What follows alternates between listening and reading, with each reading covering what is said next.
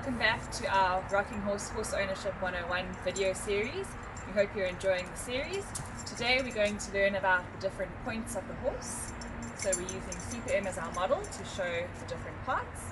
So it's important to know what all the different points of the horse are called, particularly if ever something goes wrong or your horse has an injury.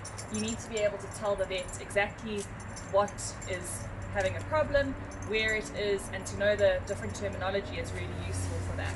Also for things like your horse's passport, so you can identify different markings and different whirls where the hair changes position and changes direction. Those are important for identifying a horse for a passport, and you would need to know what the different parts of the horse are for things like that. Okay, so we're going to keep it really simple. So we're going to start with Super M's head and face. So we have his muzzle over here, obviously his mouth and lips and his nostril, okay, his forehead under his forelock, which is his fringe. That's what the fringe is called on a horse, a forelock. Obviously his eye and cheek.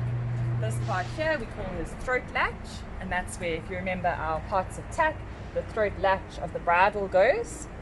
Under here is his chin groove, and this bone that's sticking out over here is called the projecting cheekbone. So that's basically his face. Obviously his ears is quite easy, and then we have his poll, which is right on top in between his ears.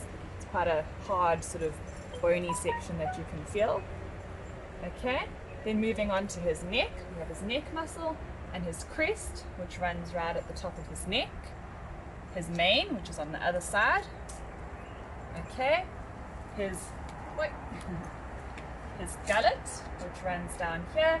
We have his windpipe and his food pipe that goes down there. Chest or breast, which is the same as it would be on a human.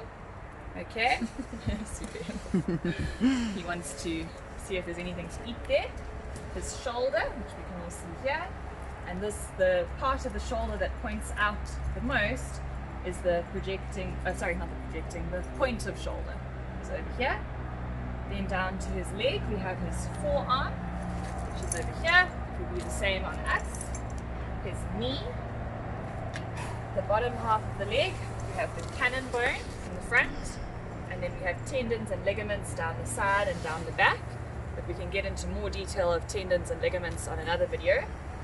This is his fetlock joint, his pastern, and his coronet band running around here.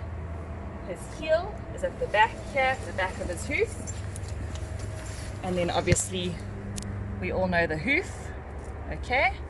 So all four of his legs are the same from the knee down or from the hock down at the back. We'll get to the hock just now. And then his elbow is at the back here, okay? So over here we have his withers. The withers are quite important because that's the point where you take a horse's height from. You would measure his height from the top of his withers.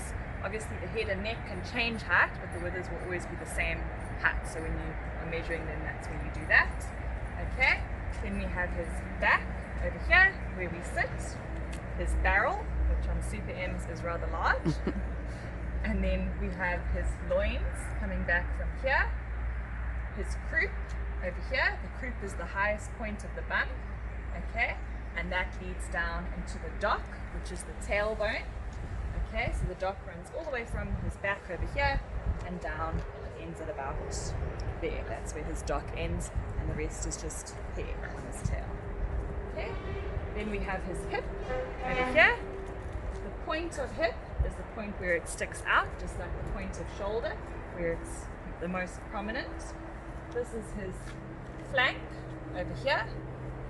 His stifle in here, okay, coming down to the gaskin over here.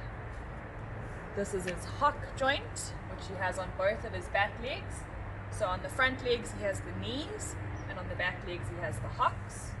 And then, as I said, from the hock down and from the knee down, the leg is exactly the same. So it's cannon bone in the front, down to the fetlock joint, tendons and ligaments at the back and the sides, then the pastern over here, and the coronet band linking the leg to the hoof.